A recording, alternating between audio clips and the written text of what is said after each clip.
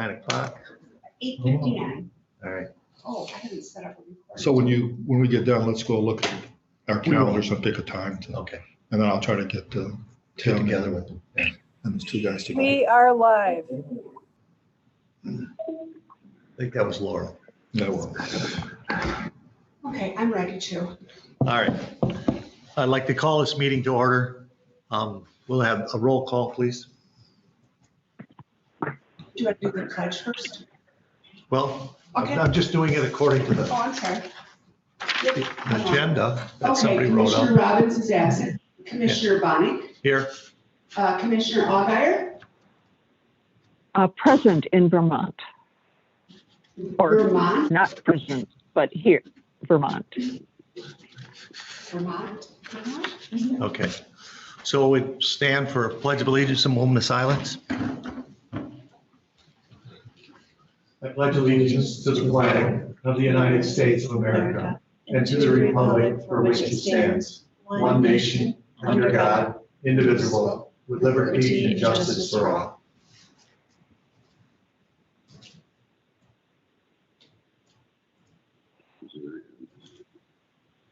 Thank you.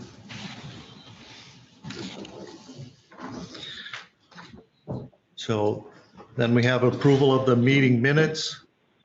Commissioner Alguier, would you approve, make a motion to approve the meeting minutes? I make a motion to approve the meeting minutes. Thank you. Of December 3rd, 2020. Yes. All those in favor, I second it. All those in favor, say aye. Aye. Aye. Okay, motion passes 2-0. So we don't have any, or a motion to approve the agenda. I will move that we approve the agenda. Support. All those in favor, say aye. Aye. Aye. Okay, we now have an agenda. Is there public comment? No public comment. Do we have people on the phone? If you wanted to call in, it'd be 231-256-8109, 231-256-8109.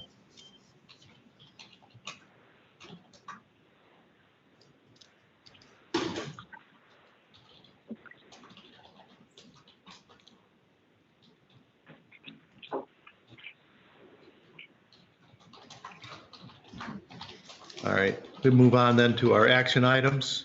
First item is the election of the chairman or chairperson. So I would nominate myself. Is that okay with you, Gwen? Yeah, because yes, that's okay. All right, all those in favor say aye. Aye. Aye. All right, we now have a If you- chairman. Yes, motion passes 2-0. Yes, go ahead. I was just going to say, if you get tired of it in several months, when I have figured out all of these rules, I'll be glad. Yes, well, we'll glad take that to- into, yeah, maybe next January, we'll do it again. You know, Okay. we can change at that time. I would think that'd be the right time. Yeah. Well, really, you're the only That's one that fine. has experience. We have two brand new commissioners Right, on this Right. committee, which usually doesn't Yeah. happen that way. right. And I do respect that. Thank you. So thank All right. you. All right, we'll move on then to the budget review. Yeah, I've asked April to just give a review of where we were last year.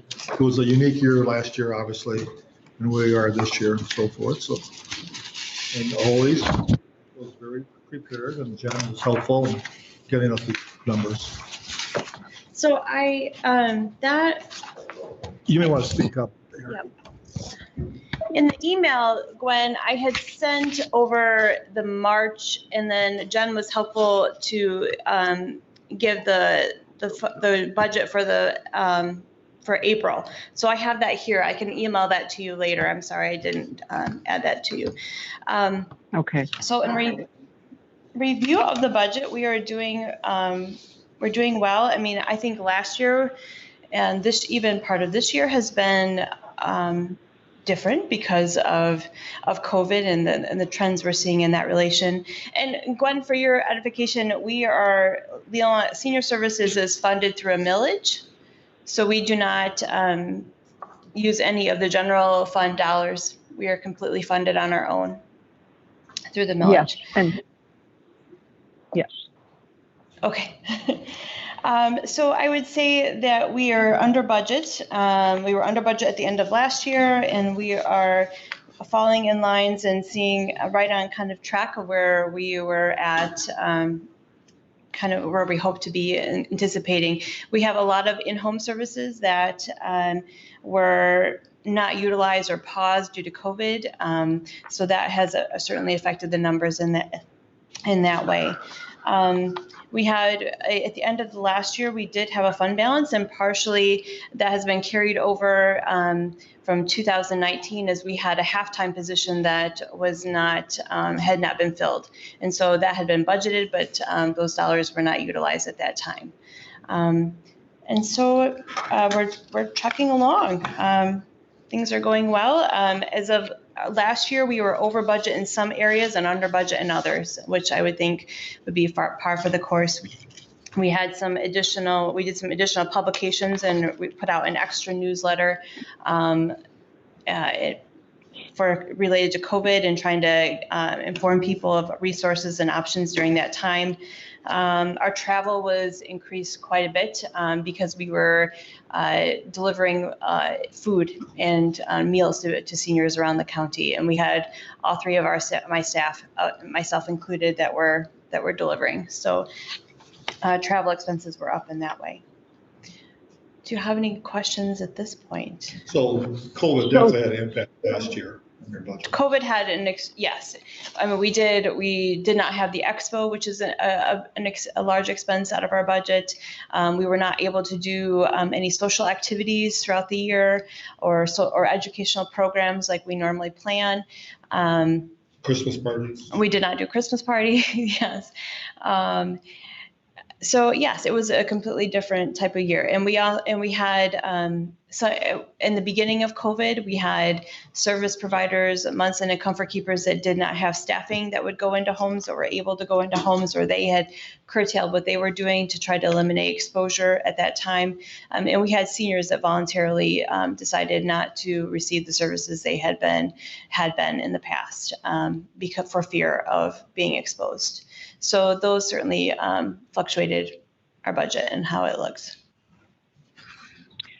Can I ask if the food being delivered was Meals on Wheels food? We did a variety of different, so that was one aspect. We continue to do that today, where Meals on Wheels normally is, you qualify for that because you're homebound or you're unable to prepare a meal or get to the grocery store. With COVID, they lifted those restrictions and said that anybody that had a need for a meal could receive Meals on Wheels because of the struggle and people getting to grocery stores or for fear and a lot of things like that. So we assisted Meals on Wheels initially in delivering, like we delivered to homes, and then we had transitioned into we were handing out Meals on Wheels at Leelanau Christian Neighbors during their food pantry hours on Mondays, and we continue to do that today. That has been an ongoing resource for a lot of our seniors. And in the beginning, we had some individuals within the community that had raised dollars, and they purchased restaurant meals. And it was one, they recognized that seniors needed meals in the community, and they also wanted to support the restaurants because they were struggling as well. So there was a group of individuals that raised money, and they bought the meals, and then we had a team of volunteers, and we delivered about 350 meals every week.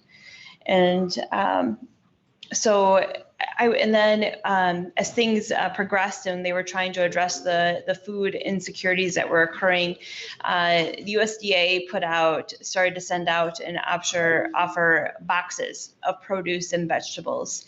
And so we were allotted some because we were providing services for seniors, and then Leelanau Christian Neighbors were also receiving an allotment. And so Leelanau Christian Neighbors, after their food pantry on Mondays, if there were any boxes remaining from what they received, then we would go in and we would deliver those boxes to seniors in our area that we knew had a need. So I would say, in looking at the data, we looked yesterday that we delivered some sort of food to 444 seniors, approximately. So that could have been one meal, that could have been a reoccurring food option, but that's how many people we touched during last year and continue to provide support and services for. A lot of the people that we provided food for were not on our radar. There were some, but we had brand new people that came forward because they had a need, or we had people in the community that would come to us and say, my neighbor, or I know somebody within the community that really could use some support. So that has increased awareness of our department and the services and support we can provide. And I would say as a result, we've seen an increase in people applying for services or coming to us asking for assistance as they're trying to navigate living life, aging well. And so unmet needs, our application for unmet needs or in-home services or supports, typically and last year we saw probably 120 applications that we processed. The previous year was around 100. So far, just this year, we've done 149, and we're only halfway through the year. And we continue to get a few applications every week of people that have never accessed our services or supports in the past. As of right now, we've also seen an increase in seniors that are seeking in-home services or seeking whether they need assistance through our department to provide that service or they're just looking for those resources. And so we've assisted over 110 seniors so far in that process of getting some type of support in the home. So Gwen and Will, and you probably know, the extra costs for the Meals on Wheels were actually reimbursed through the CARES Act last year. So we were able to work with them, and all their extra costs for Leelanau County were reimbursed and did not come from the senior services budget. Yeah. When you talk about the applications, you say 149 this year so far. Is that for what type of application is that? So if we have a senior that comes to us and they're seeking any type of like unmet need assistance. So if they need financial assistance with heating or utilities, or if they're looking for in-home services, they're looking for someone to help with homemaking, or they need some medication management services, everyone is required to complete that application. And then they provide their income documents. So everything is income and asset based. And so based on that application, the information they provide, then we can look to see how much financial assistance can we offer this person for this year. Do they qualify to meet the needs to receive in-home services? Sometimes, we have a handful of seniors that they might be over those income thresholds. And so at that point, then we're doing more work and advocating and connecting with other resource possibilities for private pay. Do they have to do this every year? We do it, yes, every year they do complete the application process. And we have seen over years things have changed for some individuals. Sometimes they might have a challenge or crisis in their life, and maybe they don't have as much money and assets, or so that might bump them up. They could receive additional assistance. And we have seen where a senior may have sold their home, so maybe the following year they don't qualify because they have that money from the sale of their home. And we just encountered that this year. We had a senior that we had helped financially for several years. She sold her home, and she no longer needs our assistance. And she was very grateful for everything and just very appreciative that we were able to help her through that time. So any questions, Gwen, about that? No, I worked with unmet needs, with emergency needs at Leelanau Christian Neighbors for a time. And so I've had experience with these kinds of requests, and it's very, very, very important that this office, and we referred some people to our senior services. So it's very, very important that this is available for people. So I appreciate what you do. Thank you. Thanks. Yes, we collaborate. I mean, that's one thing. I mean, we do collaborate with a variety of other agencies or support system for unmet needs. Leelanau Christian Neighbors, obviously, Father Fred, Salvation Army, and then we do have BOC support money that is given to us that we can use as well for circumstances. So, okay. Any final questions or anything related to the budget? Okay. Budget. Okay. Jen, Nope. You can point it. Okay. Okay. So this comes to I'm coming here for a restructuring approach, looking at how we can restructure our office to be more proactive in the services and supports we provide for the community. We've gone through many transitions, as you know, Mr. Bunny, over the years, in providing, supports to our seniors. That in the 8.5 years I've been here, we've restructured, I think, several times with different staffing and different approaches, and that has all been responsive to the needs that we are seeing within the community and the trends that we are foreseeing in the future, and trying to be proactive in that way. And so here we are again. Our population continues to age. We're, I think, the 60% or 60 seniors 60 years of age or older is approximately 43% of Leelanau's population. And we're beginning to see the impact of that and what that means. We also are experiencing a shortage of caregivers for in-home services for seniors, and we're feeling that impact. We're contracting currently with Munson and Comfort Keepers, and there have been times where we have to wait maybe a week before we can get services, in a week or two to get services in, because they don't have the staffing to provide that. And that is just going to continue, and that is partially COVID, but that was where we've been on that train for quite a while, and we're just kind of finally seeing the real impact of that. And so I think it's important that we look at the staffing levels and to look at how we can be most successful in providing services now and in the future. I will say that we have been in the past year and a half, 2 years, we've been probably more reactive than proactive. And partially that's due to our staffing levels and what we're able to do because of the increase in requests and people coming to us looking for guidance or in crisis situations. That has taken a big portion of our time and effort, is navigating and helping those seniors through that process, which has not allowed us the time and energy to devote to more proactive approaches so we can educate and get people prepared for what may be coming down the road. So as you recall, we had a financial coordinator in my office, and David Worm, when he left, that position was vacant. I chose to leave it vacant, and partially because Nancy had informed me on the side that she was looking to retire in the next year or 2 years. And so I wanted to see what the needs were going to be, what we were going to be faced with. And also when we're restructuring, it would be easier to do a whole restructure at one time as opposed to piecemealing it with here and there. And I think during this time, we've had a good look at had a better idea of what we're going to need, what we need to continue to provide support, but then what we can do for the future. And so I want to draw your attention to, so this is my will.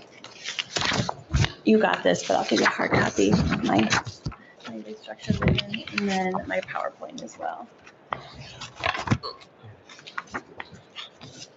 It's the same that you email That you last sent out. Yeah, I just given you the hard So copy, yeah. no changes. No changes, no changes to it. So, senior services goals and focus have always been to provide, to create a network in Leelanau County of support for seniors. A big portion of what we do is I always say one of our greatest assets is the information assistance we can provide to seniors. And so that requires that we are able to identify community members and agencies and organizations that can provide that support to seniors. We recognize that we are one department, we are one part of the puzzle, that it takes a whole community and village to provide that support. And we are continuing to grow those connections and create opportunities for socialization. When social isolation continues to be something that we have concerns about, and how we can address those issues. And we're trying to promote people to stay healthy and engage in a healthy lifestyle, because that's going to be a proactive approach, and will decrease the amount of maybe in-home services they may need. And it will certainly allow them to live more life on their terms. I'm just wondering, so the driver of this for these changes is that you want to bring them in the house so that you have more control over what's. I think we want to bring, we want to bring some of the services back in the house, so that we can have a stronger approach, So you're not getting satisfactory, service from the contracts then?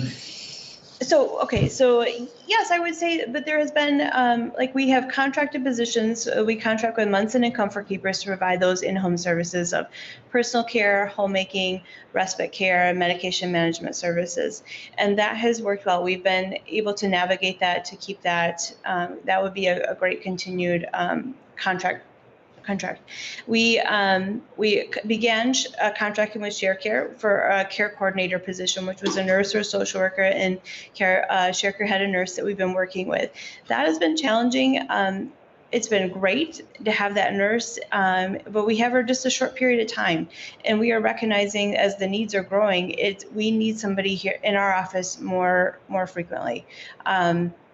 And during the implementation I feel like sometimes there are gaps in that service delivery of what we could provide for seniors. So I'm looking to move that care coordination position to have that in our department, so that we can work more closely as a team in meeting the needs in-house. So they're not available to expand that from Share Care? I mean, did a larger contract or more contract? They may be. I think it's just very hard from a standpoint of supervising that, to have that person in and out, they're not officially on your staffing. So it works against both Share Care and, because I thought they were very happy about being able to help, us using it so that it helps them with the pay to keep that person on staff. Sure. I think they are happy with that agreement. Yeah. I think part of it, you may kind of compare the situation we had with our inspectors at one time. But that's what they I'm were all seeing. contracted. Yeah. Yeah. I mean, there's pros and cons, but Yes. as you know, contracted, you cannot control their hours. You cannot, there's a lot of things that you cannot do. Right. And so I think that's part of the challenge. Yes. And it also seems like, since they work for Share Care, that's their primary responsibility. Be very hard for us to access the services we need when we need them. Their primary responsibility will be to Share Care. So, and I think having a social worker nurse, that's a really critical role for senior services. It may be helpful. Of course, if you go through your PowerPoint and then talk about your staffing requirements. Sure. Because if not, we're kind of. I know, I feel like we're going, mingling everything. Okay. So if you could go through your PowerPoint, then in the memo, Gwen and April has outlined specific each task. So I think that'd be helpful. Yeah. To stay focused, because now we're going to be going back between the two. Thank you. No, it's good dialogue, but. Okay.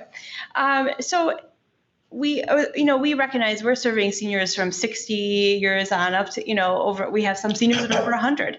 And so obviously in that range of age, we have different needs. And so trying to accommodate those needs. And we are seeing, as our baby boomers are aging, we're seeing the increase in people needing additional supports. And so and sometimes it's a challenge in trying to get to that, to respond maybe in the speed that may be necessary at times. With the staffing you have, we're working as fast as we can, but there are times where it's challenging. And we recognize that as baby boomers continue to come of age or continue to age, we're going to see more of that, a good portion of them in their 80s, and they'll require more intensive support and care. So the next slide is just kind of looking at the data in regards to the projections of and the poverty rates and how that affects a big portion of the board has directed that they want our services to go for those that may be not able to provide their own services or support. So looking at those that have the greater needs and look at lower income levels. And so this is looking at how the projection of what that's going to look like as we continue to project into the next couple of years, and how there's going to be a greater need for that. And we're hoping to keep people at home. If you're looking at tax base, if we can provide in-home services, certainly that is that is a lower cost than having someone go into a nursing home, which that is approximately $9,000 to $10,000 a month of taxpayer dollars that goes towards that. So how can we keep people at home? And so we come to this slide, and this slide came out of the Aging Well in Leelanau group that met for I would say year and a half or whatever. And this has kind of been our approach as a community. How do we keep people healthy and take that preventative and proactive approach, recognizing that if we can have those extra supports of community coordinators that can connect seniors with services that are in their area or with people within the community that can provide the added support, then that reduces the amount of stress that goes on to other agencies or departments within the county. So how can we connect our seniors with social connections? Can they get connected through churches and clubs and family? Can we bring those aspects in to keep them active in that way? And the important part is keeping them healthy is to provide transportation, meals, housing, home maintenance. Those are things that we're really seeing right now, is that there's a great need for that to keep people in their home. So that's another aspect of that we need to focus on. The education prevention, and that's a big key that we've been doing for over the years. We've done several educational programs with that help seniors in thinking ahead or just trying to maintain that healthy lifestyle so that they continue to live life on their terms. But recognizing right now that's a big challenge, because we're being more reactive to the needs of the seniors that are coming through the door and calling on the phone, and leaving less time for that education prevention piece that is very crucial and that any senior could take advantage of as well. And certainly having healthcare in the home is something that's going to keep having access to those services, whether it's through us or we are able to connect someone through other resources as well. It's going to keep that person healthy and aging. So that's kind of the approach we're taking, that holistic view, and recognizing that's what we really need to focus on. How can we surround this person that comes to us and meet those needs? So it takes a whole team of people. It takes people to do that, and looking at that whole situation. And right now, the staffing level, the way it is, it's a challenge to do that. Sure. So, this is one of the positions you're talking about as a community coordinator? This is not a position. This is a philosophy or approach. This is the approach, the vision that we have for going forward of how we're going to address the growing population, how we're going to keep people active in their homes and living, living life, where they want to live on their terms. This is an approach.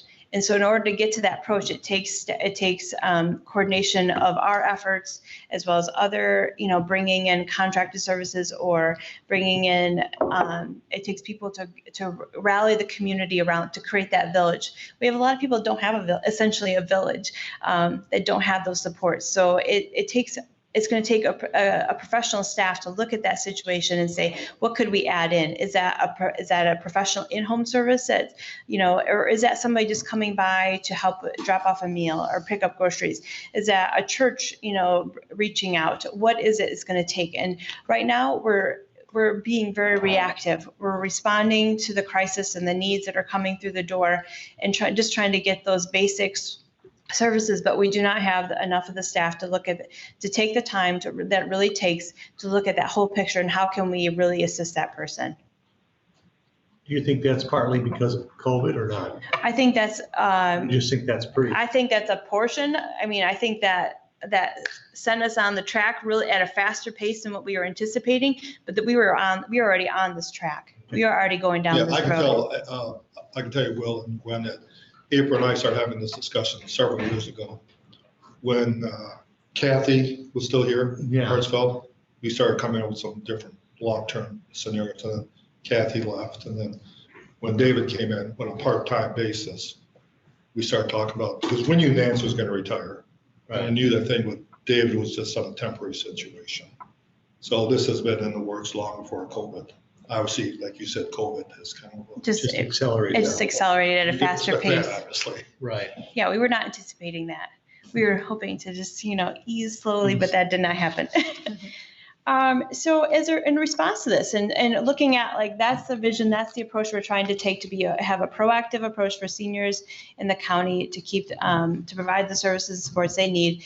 I'm proposing that we have some changes to our staffing and adding. Let me just add one thing there. Yeah. As you remember, Will, because you've been on the committee for quite a few years, when we decided to go for that 2-year millage, one of the rationale for the 2-year was we need time to restructure and look at things from a different perspective. So that's why we went for that 2-year last time. For that reason, we just felt we just needed time. We didn't want to get into a long-term millage situation, not knowing. And then last time it was for the 4 years. It was for the 4 years. So this has been on the planning. So we've gone down, we've been working towards this, and recognizing. So I'm proposing the staff addition of having a care coordinator, which could be a professional nurse or a social worker that would be in-house. We could work more closely with on an everyday basis and be able to respond in a faster pace to the needs that we're seeing. So this would be a professional position. They would have experience in the field of aging with adults and families, being able to complete a complete clinical assessment and be able to connect people with resources and the care planning that needs to go in place. The care planning meaning, okay, your health is at this place, at this stage, how can we, it's probably going to be, going towards this trajectory. How can we put things in place to maybe slow that down or provide that support to age well. The additional staff I'm proposing would be a resource coordinator or aging well coordinator. This would be a professional position as well, a social worker. And this would be someone that's going to be out in the community and continuing to foster and connect the resources. We have resources, we know what's out there and who provides what, but it takes a constant monitoring and working with those organizations and entities and building the relationships so that when we have someone that crosses our path that we have a need for, that we know where to go and how to get them the support they need in their area. So building that community connection, as well as having that team approach. So, if we have a social worker and we have a nurse or a social worker, we have that whole team that is looking and working with an individual, the senior that comes to us. And having those different perspectives is going to help and assist to be able to determine what needs to be, do we need to add in some social opportunities? Do we need to add in community support? Is this a professional support they need? It's going to be looking at that whole picture.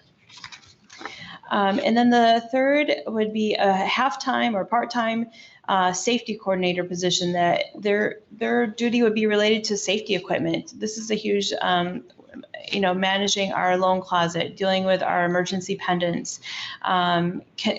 We're seeing an increase. The pendant system that we have utilized for years, it works with a landline phone, and we're seeing a decrease in the number of people that are continuing to have a landline phone.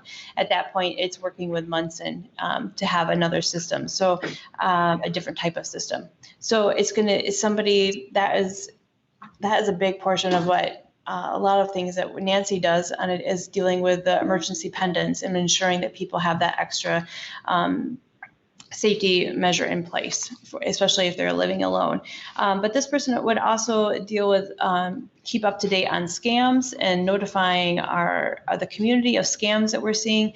We have worked really well over the years in educating through our newsletter about the different scams that we're seeing or different approach scammers are taking, and this has prevented quite a few people from being taken advantage of, and it's given a lot of our seniors the tools of what to say and what to do to prevent that from happening. But I think that's an ongoing thing, especially with COVID. We've seen an uptick in scams as well related to the vaccine and different things. And this person would also assist with the food. I foresee that we will continue to do some type of continuing to deliver food, or that's going to be in some format. I can't tell you what that format's going to look like. I imagine that Meals on Wheels will go back to probably its original, qualification marker. So that may go away, but I think there will continue to be an issue of food. And now people feel comfortable. They know that we can assist with that. So they feel comfortable calling and telling, and community members are finally reaching out to us and letting us know of neighbors that don't have food. We receive 2 to 3 calls a week of either from a senior themselves or from community members, neighbors that are reporting to us that they have a senior that does not have any food in the refrigerator or in their house. And so it is working with Leelanau Christian Neighbors to get them something that day. Is that where that 444 comes in? That's part of it. Yeah. We're just continuing to add to that. Okay. Yeah. That's a big portion of that. We did not realize, we always in our assessments have always asked about food, but people always tell us, oh yeah, we're fine. It's the last thing they ask for. It's the last thing they ask for. And now we recognize that no, they're not really fine. They're not eating enough, and that's not maintaining their health either. It's important to eat and have good nutrition. So there's a lot of work that has to be done on that end. So we just want to continue to be a strength and, to be a hub that's one hub that's going to kind of continue to connect seniors and preparing for the ongoing demographic shifts and changes that continue. And by having these additional staff members, we are going to be able to be that proactive, have enough staffing to be more proactive and not just reactive. All right, when you say additional, so does this mean you're going to replace Nancy, and then So one position, and add 3 more? 2 more. It would be 1.5 actually. So Nancy's leaving. So we would hiring one position would, fulfill that. That's already a position that's there. Yeah. So then Restructuring the duties. we'd be restructuring the duties. And then, so I'm proposing to add 1 full-time of a professional social work nurse, and then a half-time position. Will's question is a great lead into your memo that outlines specifically the cost. Because you're saying you're adding 3 staff here, but actually it's not. Right. It's not really, yes, but it's a different type of, type of duty, I guess. Changing 1 duty and you're adding 2. To adding 1.5 other, yeah. The key point, I'm sure April will talk about, April thinks she can do this without any dollars from general fund or without increasing the millage rate. Yeah, everything would still remain in budget. Yep, it'd still be on budget. So if you go to the vision, the restructured vision, we kind of just went through that PowerPoint and then talked about the additional staffing. So that, yes, it'd be an additional adding 1 full-time and 1 half-time position is what I'm proposing. Take a copy. Oh, yeah, I'm sorry, Chet. I have it on my desk. Thank you. what this is for. Yeah, the pass-through, yes, I would. It doesn't magically go through. Okay, so the first page is kind of what I've gone through that, and I've talked about the different, how, in relation to that. If you go to the second page, it just kind of gives, Gwen, I put in here kind of a staffing history. Will has been part of this, but just so you have a reference for kind of what we had. So in 2018, we had the vacant part-time finance coordinating position, and then so that continues to remain, that we did not replace that person due by my choice to look at what we were going to need to restructure. So if you move on to the next, the proposed restructured positions in pay grade, when the finance coordinator position became vacant, those duties obviously did not go away. Those were distributed amongst myself and my staff, with the program assistant taking over the majority of them and taking on that finance coordinator piece. So I am proposing that the program assistant is currently classified as a secretary with a pay grade of 2. I'm proposing that the program assistants and finance coordinator positions be combined and restructured at the original classification of an account clerk with pay grade of 3 with 4 years of experience per the union contract. Yeah, just to clarify, that is part of our labor contract position. Yep. Because we had it in there, we just chose not to. Right. So the restructure would be part of that, would be reclassifying. Let me ask you, because it wasn't at one time that a full-time position when Madonna was here? Yes, and it was administrative assistant, so more of the type of a chief.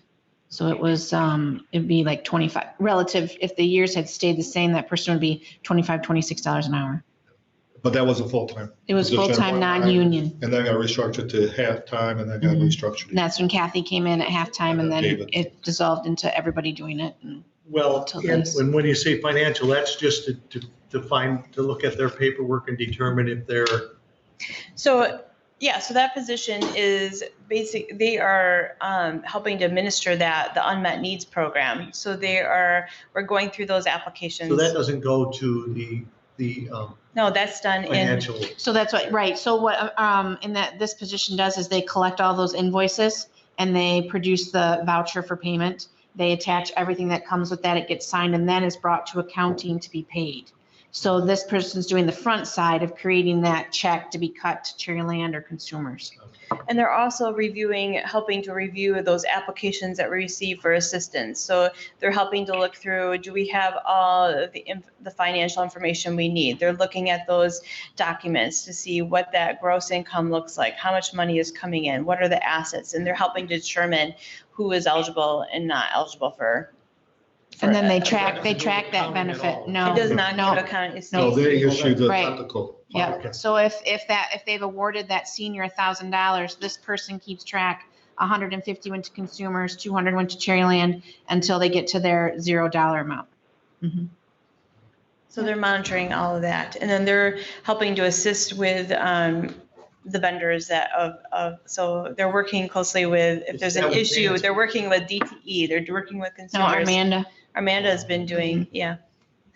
Nancy definitely has, she and I have done a lot of the qualification, they qualify and looking through all the documents. Amanda has then taken over and is kept track of everything. When Kath was here, that was a major part of it. Yeah. And she did a great job. She was very good at that. So I'm proposing that that program assistant be restructured to the original classification of an account clerk. And so as you see, the proposed annual income would be $22.21 per hour, and then the $61,000 that would be her salary plus the benefit so that would be the total cost to our department.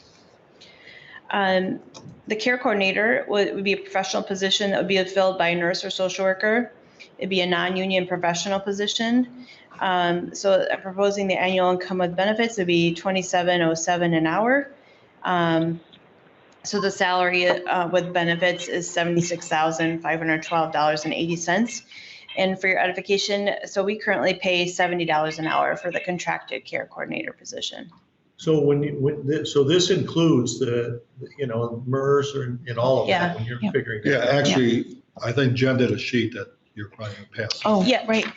So I don't think you have, it's not in this package anyway. No, it's not, but it is in the. It was, Okay, yeah, it so was in the I'm email. Yeah. I had seen it. Mhm.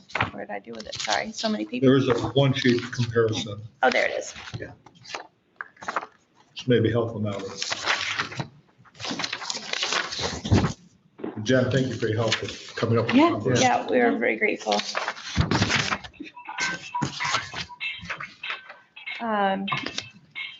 So this kind of gives you an idea of the current, of how much we spend in our current employees, as well as the contracted work and the total estimated cost, and then what I'm proposing would be the change in that. And then I'm proposing that we add an aging well resource coordinator. This would be a professional position again, be filled by a social worker, someone with service, experience in the field. The position would be a non-union professional position. The proposed income would be $25.41 an hour, with a salary with benefits equaling $72,982. And so we currently pay for this type of work of $28. When we contract with people, it would be $28 an hour. So just for your edification of what that looks like. And safety coordinator, that's the half-time, part-time position I'm proposing to add, and to be related to safety equipment and scams and food and our voucher programs. And that would be a union position, the pay grade of $14.85 an hour. So the salary plus prorated benefits would be $27,027. I worked in a 21-hour too, in case there's a need for 3 full days, or she wants to split the 21 up between the week. So that person does have Blue Cross prorated. So you're saying. So how would it, Go ahead. how would it work for the voucher program to have somebody part-time? Someone else would handle vouchers when seniors come in on other days?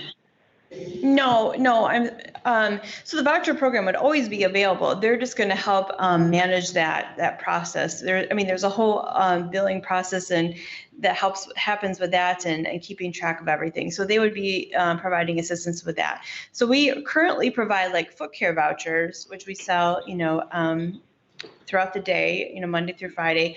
But there are extra things that happen. Like right now, we just got Project Fresh coupons from the USDA. So it would be those are kind of a voucher. So it'd be helping to assist with that and getting those coupons out to seniors who would qualify for that. So looking at that, there are other programs within the community that would assist with voucher related services. Okay, thank you. Yeah. I'm still not sure about, you said it'd be 21 hours. It's 21 weekly per the union contract that I did for this benefit package. So it's prorated benefits for the employee to have health insurance. So in essence, makes it attractive if there's somebody out there looking for part-time work with health insurance, someone who would be willing to invest in her vision, as part-time. So it would include all benefits? It would include all benefits, but Prorated. prorated, Yeah, right. Blue Cross for just that. Yeah. When you dip under the 21 is when the only difference is the Blue Cross. Okay. So Jen did a great job of showing, currently the expense is for staffing and contracted. Some of the contract positions is $309,354.83. The proposed addition of staffing and changes, the total estimated amount would be $349,805.48. So in these volunteer coordinators, that's a contract, so even though they weren't able to go into the homes or do as much, you still had to pay the 51,000? They did they did a lot of volunteer coordinator. They managed their transportation program. They helped in getting volunteers that would deliver groceries to people. There's a variety of things that they continued to do that were a great asset. And that's what you plan on keeping, correct? Half of that Half of that, yes. is what you'd like to keep in the proposal. Oh, Yep. Mhm. so you're not none of these, I mean, so I see, okay, that's where you're keeping half of it down there. Yep. And so the That's care coordinator. Yeah, so you went from 51,000 to 25,500. right. You I see cut it it in now. half I didn't then. see that at first. Yeah. I was thinking that was one of these people were gonna do that or something, but So currently, the staffing percentage is approximately 29% of our budget. The change to this would be 32%. The staffing would be 32%. But you also have to look at, by having additional staffing, we can provide more services and supports than we are currently. much more. And this falls within your budget. Yes, it falls within the budget. It would not be asking for any dollars from the general fund. And I think it would put us on track to have that proactive approach in meeting the greater needs as we continue. As the population will continue to grow here in the county. It's one of the largest senior populations. Right. Well, So when does the millage go up for vote again? We just for the first time increased the millage rate to 0.32 from 0.275, and that happened last year. So this is the first year. It'll be 4 years. we went for 4 years, so we will have to campaign again, begin campaigning, and Well, 2024. yeah, The 2025. next Yeah. presidential Yeah. election. Next, yeah. And that's why we picked the 4 years to be in that cycle. Right. I think this So there gives is- you time. I think this gives you some time to feel out if these changes work for you, because you are the ones who know whether things are working in your office and you're able to provide the care you want to prepare or offer to people. So I respect that you've given this a whole lot of thought, and you can always adjust later. I would say this has been 5 years, at least 5 years of specific thought and 8 years of general concept from where we were. And Will, you remember we had that controversy in 2013 and Restructured, Right. where we went from an organization that did a lot of social activities and vouchers to one really trying to focus on the needs of the seniors, which is the board objective was Right. to focus more on Help. the actual needs of the seniors versus the social activities and so forth. And I know I was an advocate for that. What are the drawbacks of doing this? I don't see any drawback when you're able to No. provide more services to the community and seniors. I don't see a drawback at all. Well, I think the key is that every millage we've had has been passed by at least 75% of the yes voters. So there's strong support in the county for senior services. I think the feedback, it was a traumatic 3 years ago when we had to do those changes and the budget reductions. Right. But it worked out, I think, for the best. It really put the focus on the people that really need On the needs. the services the most. So I think in some respect, it was a blessing.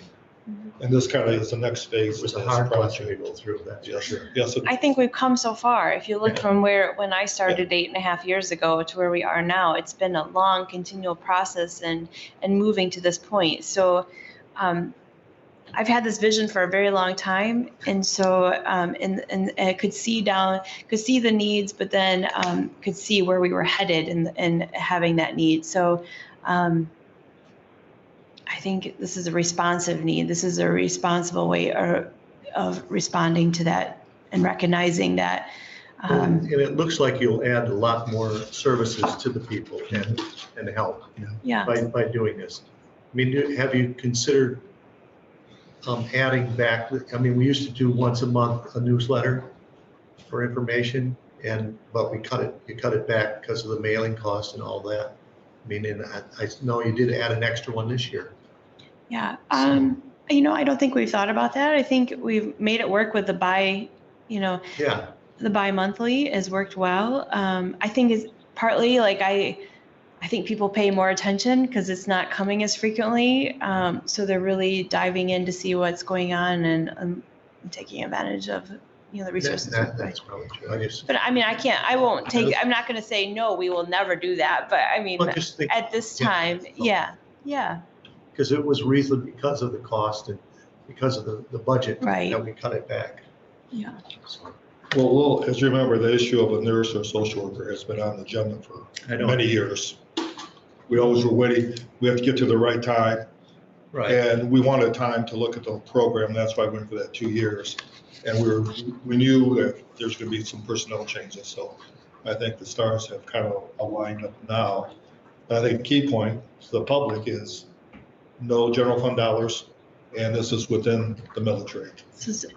And this is the vision that we had talked about when I did like campaigning for the increased millage rate. This falls in line with that vision of, talking about where we want it to go as well. so I would make a motion that we recommend this to the board. And would you second that, Glenn, or not? I would. Yes, I would. Okay. So all those in favor say aye. Aye. Aye. Okay, so the motion, we'll recommend this to the board. I think this is the time to do it. There's enough fund balance, I believe that it shouldn't be a problem at all. And because I just don't want to see us going to the red again. Yeah. No. I don't see that I happening. don't, yeah. And that's what I would be afraid of if we did this, that we would. Right. I understand. I think the proper term is we right-sized 3 years ago Yeah, and put the focus back on the really, Right. which was the board wanted to do. right. Well, and we set criteria, and I think that was Yeah. critical. Yeah, the I means think that testing. really made a big difference. Yeah. So it was a team approach. And I'm definitely not getting complaints about people receiving services that don't need it. And that was really always bothering me. Okay. That's a good point too. Yeah. And because of the means testing that was implemented, and we eliminate a lot of those vouchers and social activities. Well, thank you for all your work, both of you. Thank you. I know this was a lot of effort, April, on your part, and Jen, these numbers are very helpful. Right, Yes. and I'm sure there was a lot of concern, and I appreciate it too, I really do. Were there any other things? Can I? Restructuring? Go ahead. No, I'm sorry. I didn't want to interrupt you. I was just No, going to okay. ask April if you could set aside the things, the handouts you gave today, and I'll stop by and get them when I get home. Sure. Absolutely. Yeah, Thank you.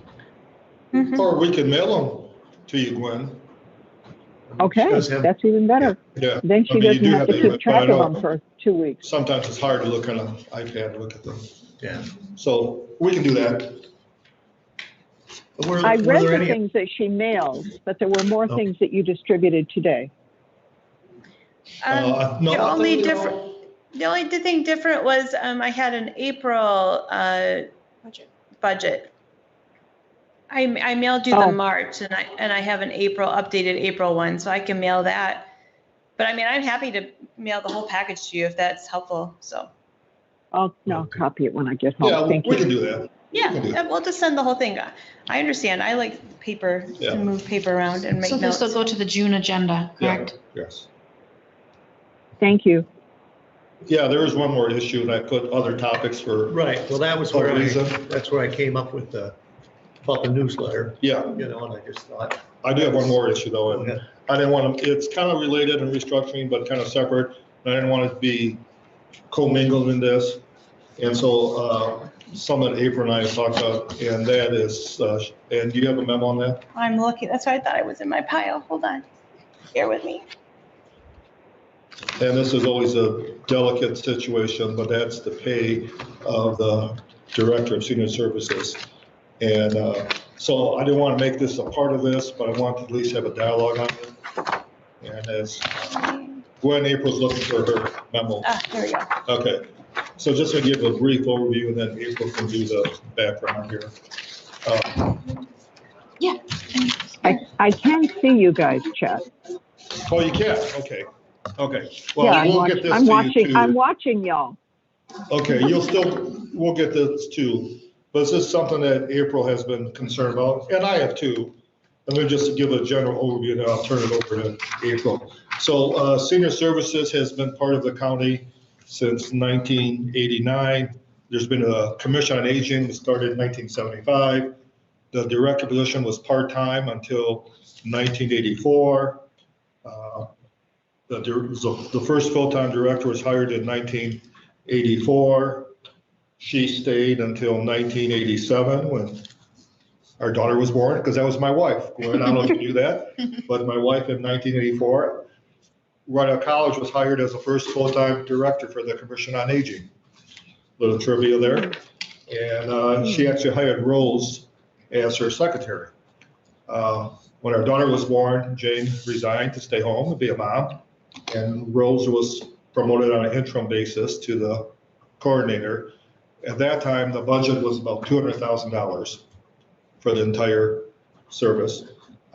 In 1989, it became a part of Leelanau County government. Prior to 89, from 75 to 89, it was a separate, truly had a commission on aging, which the county funded, but there truly was a commission on aging board, and that's the way they were structured in the 70s, and that's where that term came from, commission on aging, because they're really, the county board appointed people to the commission on aging. They were independent, but received the majority of their funding from the county. In 1989, that's changed, where it became a department of the county. Their budget remained about $200,000 a year until 2002, when the millage was passed. And from that, it went from 200,000 to now it's almost $1 million a year, approximately. Yeah. The salary was never adjusted. I think the person in the job prior to April was more of a coordinator and really focused on the social activities.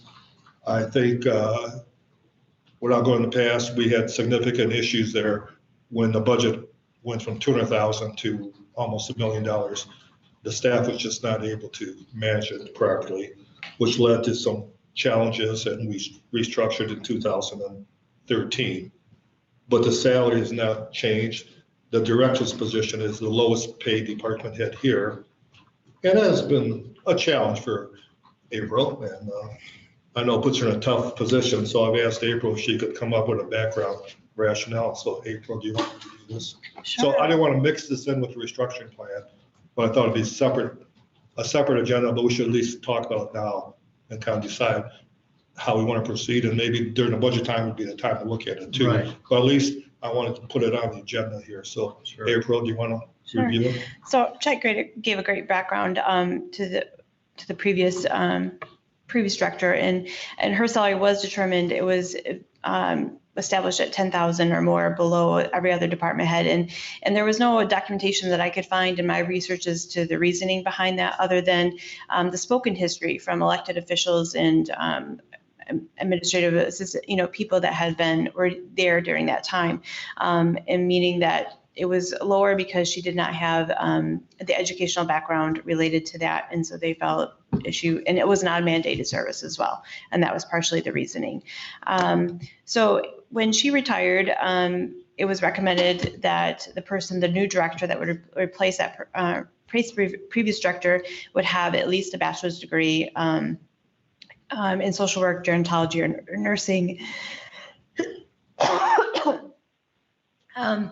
So, sorry, all of a sudden I was hired. I have a master's degree in counseling education, counseling psychology, with a graduate certificate in holistic health. So the parameters of the job description and the expectations were changed, but the salary remained the same, and that at that same lower level. We've continued to see a growth in the senior population, and going even, these past several years and going forward, it's going to continue to take a strong proactive approach and leadership role within the community to grow the services and supports available to seniors, so that they can continue to remain, live life on their terms and in a safe, appropriate setting. And so I think, the role of that director is in the previous director really focused on the social aspect and social activities, and that was very important. But going forward, it's going to take that professional, and it has currently taken that professional position of being able to dissect research, look at projections, and can foresee the impact that the growing population is going to have on our community. So there was a survey that was done in 2014 of director salaries across the state of Michigan, Commission on Aging directors. And the average salary in 2014 was $56,456. So my current salary is the lowest salary of all department heads by approximately $12,000. The director's salary, my salary today is estimated to bring in approximately $60,000. I just realized I have a mistake there. But that's still less than any other director's starting salary. And that's, in 2014, the average was 56, and here we are in 2021, and mine is just going to now be 60. So I'm proposing that the position undergoes a salary classification change to reflect the changes that were done to the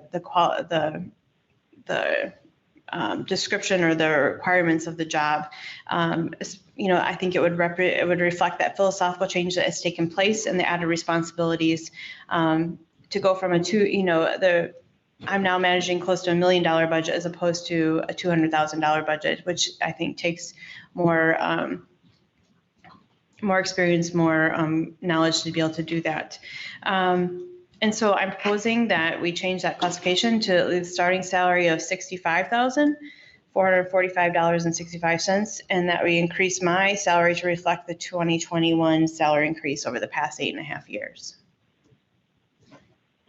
So like I said, I don't want to commingle the two issues. Yeah. Because that could cause confusion, but I want to at least start the dialogue today. And we could talk about this separately, or we could do this during the budget process, or we're going to have a committee meeting of the whole on restructuring anyway. Maybe this could be a part of it, but I just want to at least start the dialogue here. Yeah. So today, I'm not asking you to take any action. That's what I would prefer, that we do that rather than address that right now. Well, at least I thought we should at least have the dialogue. But I appreciate you putting it out there and explaining it very well. Which is good. And Gwen, we'll get you this memo too. I'm sorry. Gwen, we'll get you this memo from. Go ahead. Okay, thank you. Does this decision have to be made in our budget meetings this summer, or could it be made in a commission meeting? That's up to the board. We can make it at any. But I don't want to get this confused with the restructuring plan. Yeah. That's why I put it separately. Yeah. So when's the best time to suppose? I believe that we need to pay our professional people what they're worth if we want to keep them. April, you do an excellent job. You've been here for eight years. We sure want to keep you, and we need to respect the people who work hard for this county. So Will, when's the best time to do this? So it'll pass. Well, I think it should be done we're going to talk about restructuring that we voted on. So I would say if we put it through restructuring it at that time, and that would be in part of the budget system. And that's usually when we talk about those things. But it's good to have this information, good to have the history, and that way people have time to think about it. I don't want to make that decision right now, and so I would prefer that we just at least, plan on doing this at budget time. Yeah, and I want to clear, we're not asking you right now to make a decision. We realize you just got this. Right. This is the beginning of the process. Right. Or at least wanted you to be aware of it, since this is a senior services committee. Correct. That we're looking at this. And I agree. We're going to start the budget process here soon anyway. Right. And you did vote to have a special committee on the whole on restructuring. Correct. So this could be added. To me, this is the way it should be done.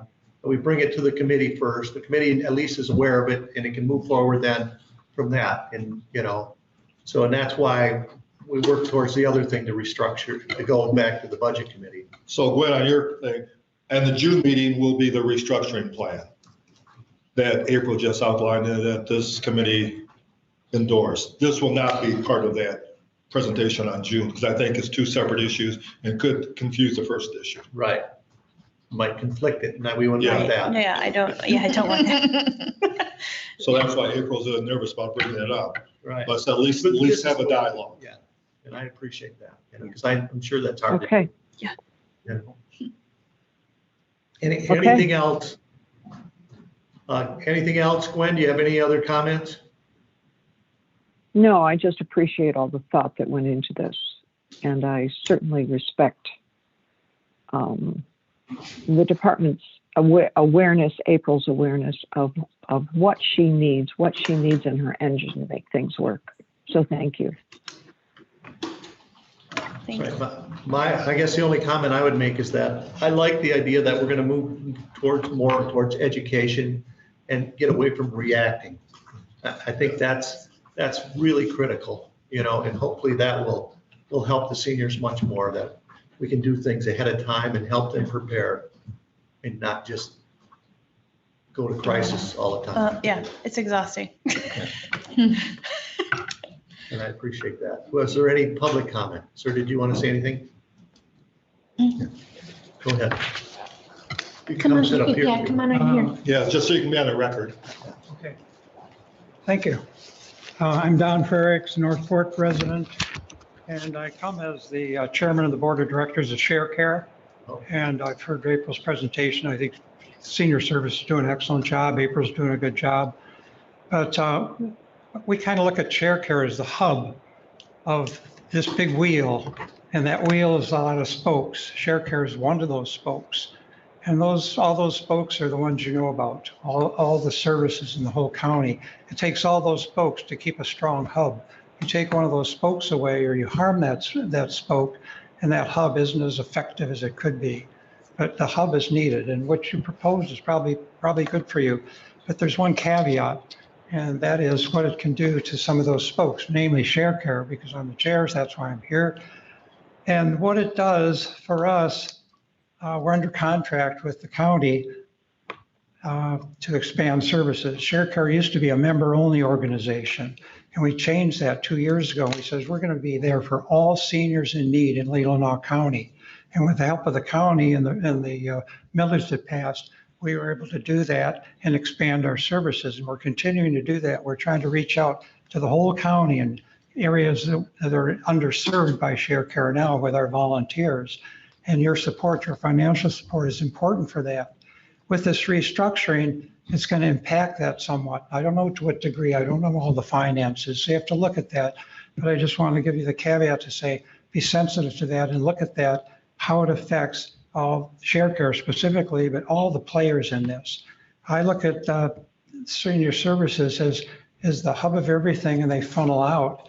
And I see how you want some things in-house, but sometimes, I don't know, it seems like those areas that are out there, specifically Share Care, maybe our volunteer coordinator should be there, not there. Maybe the nurse. Right now, we have a nurse that, you help me out on this, 3 days with you, 2 days with us, or vice versa? Like Two and a half. I don't know if you'll have to talk to our executive director if that's going well or not, but I thought it was going well. Mm-hmm. But if our funding from the county goes down, it's going to affect our whole impact on being able to serve all the seniors in Leelanau County in need. And we don't want to be a member organization. We want to get rid of the word member. We want to be there for all the seniors in need. And to do that, we need to grow and be strong. We have grant money, we have donations, we have fees, but we also have a big chunk of change from the county to run Share Care. And I know there are other spokes out there that you guys probably take care of too. I don't know the specifics of that, but I'm just speaking for Share Care today, and just to be sensitive of how you approach this. But I think what you're doing to be proactive and what you do and everything is important to do. There's no question about that. So I applaud what you're doing. And your senior services, a letter that comes out twice a month, you write a great article in there, by the way. I think it's well received by the community. I really do. At first I said, what is this? When I first came up here years ago, I said, oh, okay. But I'm older now. And I said, oh, this is really good, So thank you for your time. All right. And I hope you take my comments to heart. Thanks. Thank you. We're all getting older. What's that? We're all getting older. Oh, aren't we? All right, I'll I tell would you say another we are story. adjourned. We're on the line here. Let's do that. Thank you much. Thank you. Thank you. Thanks, David, for all your work. Thank you. I know it's a lot of work in here. Thanks, Gwen. Did we adjourn? Yes, thank you, you guys. Thank you. Interesting. I've got a lot to So learn. Gwen, how's the weather in Vermont? Oh my gosh. Yesterday we hiked, we are at the base of a mountain. And yesterday it was 65 and sunny, perfect hiking weather. We went up to the top of the mountain.